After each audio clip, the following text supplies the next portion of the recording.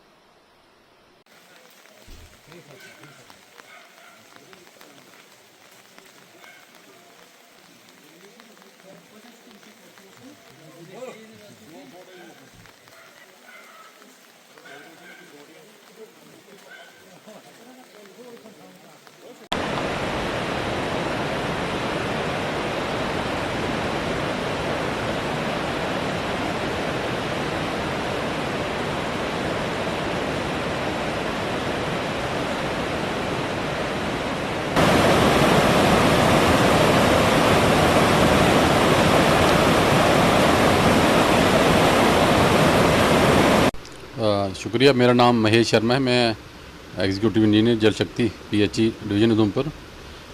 देखिए, जो 19 तारीख से जो मतलब गवर्नमेंट का पीछे से वो भी था, डायरेक्शन भी थी कि पानी की जो मतलब बारिश का जो था कि बहुत बारिश होनी है। जो IMD की पहले ही प्रेडिक्शन थी कि 19 से 23 तक दिखाया था उन्होंने। उसमें हमारा ये है कि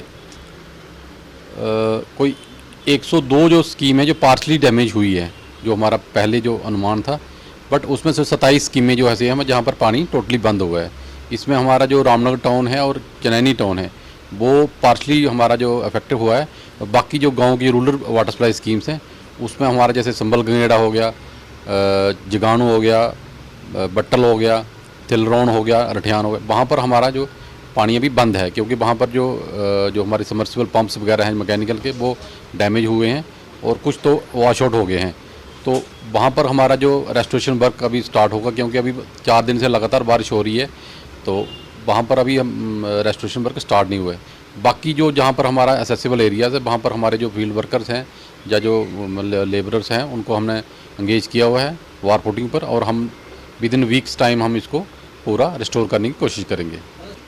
देखिए, जो हमारी जो स्कीम्स हैं, जो नाले से हम लोग पानी उठाते हैं, जैसे हमारा मेन सोर्स तभी है दूध नाला हो या रामनगर जो एरिया है हमारा वृंदावन नाला, वहाँ से हमारा जो पानी हम लोग लिफ्ट करते हैं।